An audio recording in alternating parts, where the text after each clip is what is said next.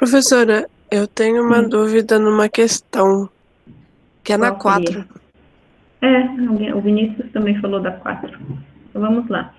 Às vezes o escalonamento pode ser melhorado se um processo ao ser bloqueado puder selecionar o próximo processo para executar na CPU. Então isso acontece tipicamente quando o processo é bloqueado porque ele precisa de uma entrada e saída, precisa de um evento.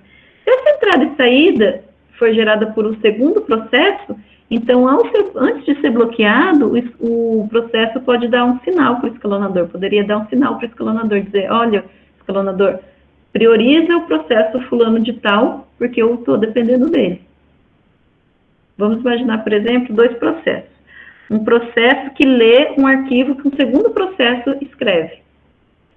Se ao tentar ler um arquivo, o processo A perceber que o arquivo ainda não está pronto, ainda não está disponível, esse processo A poderia sinalizar para o escalonador para priorizar o processo B, que é o responsável por criar e escrever no arquivo. Então, esse é um exemplo que o escalonamento poderia ser melhorado, mas é uma situação hipotética, tá, gente? Não existe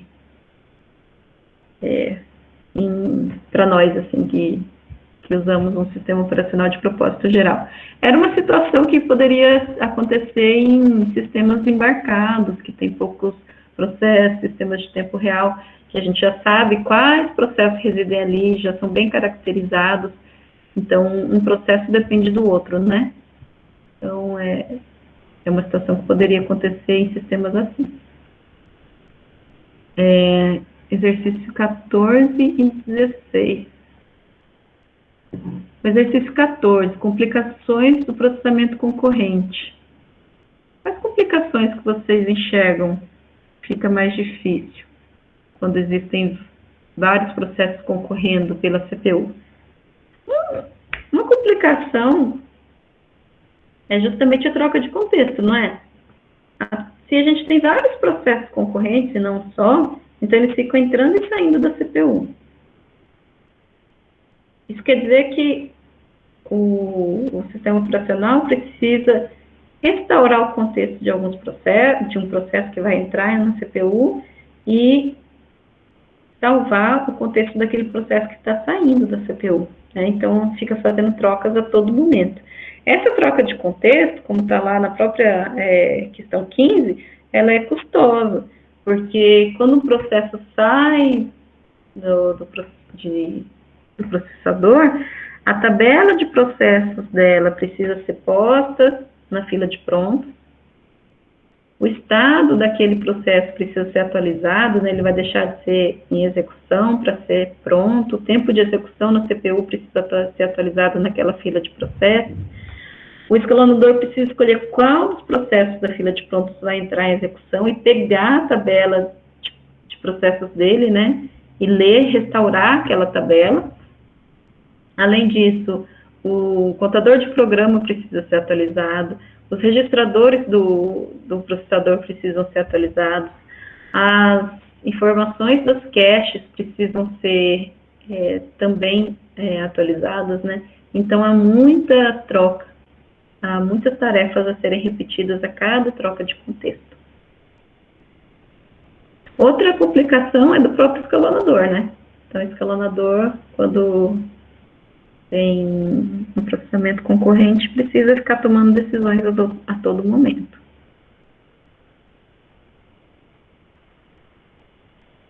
A 16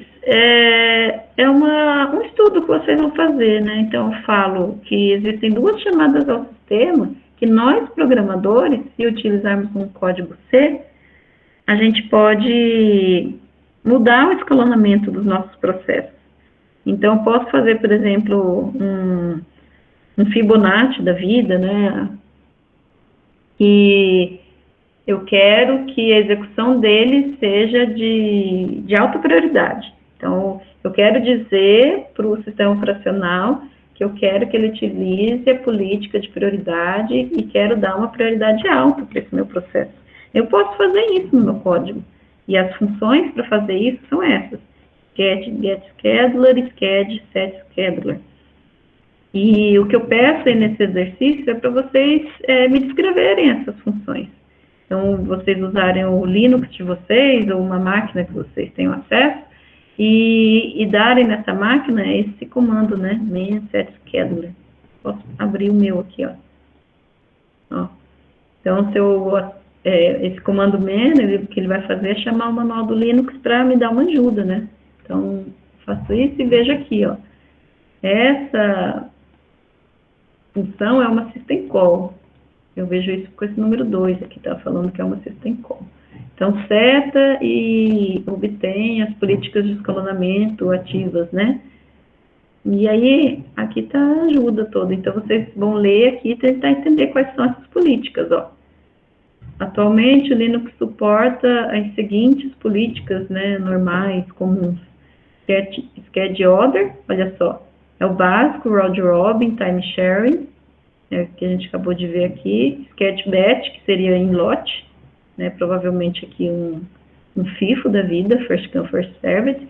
E Schedule Idle, para executar com baixíssima prioridade. Então, seria para processo que a gente chama no Linux de DIMO, processos que ficam ali quietinhos e de tempos em tempos executam.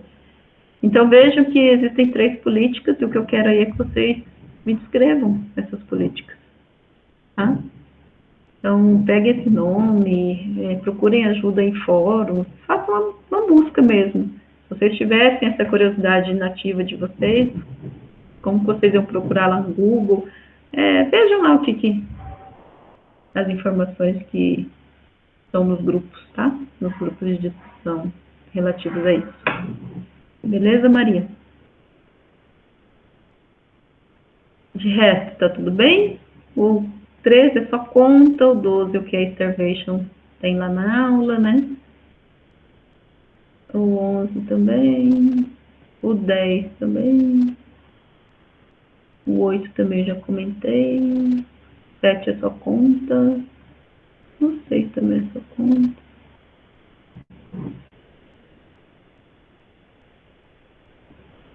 Não, Matheus, eu não vou corrigir esses exercícios. Estou comentando aqui já a maioria, né? Infelizmente eu não consigo dar esse feedback para vocês. Por isso até que eu coloquei as respostas na maioria deles. Tá? Então, se você tiver alguma dúvida, me pergunta aí.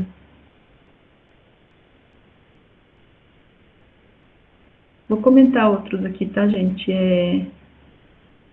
O primeiro, né? É possível saber, só olhando o código, se um processo é CPU intensivo ou IO intensivo? Em geral, a gente tem uma noção, né? Isso é importante, porque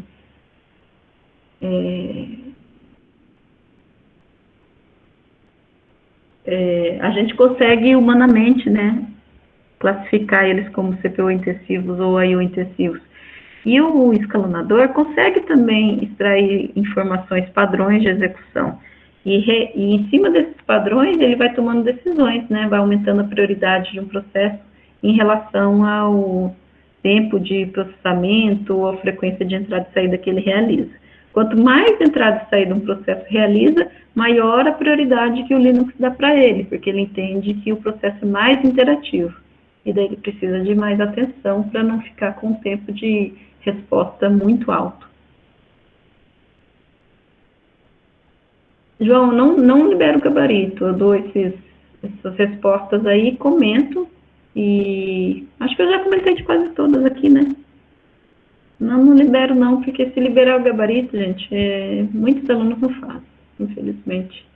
Não, porque uma coisa é você fazer e tirar dúvida.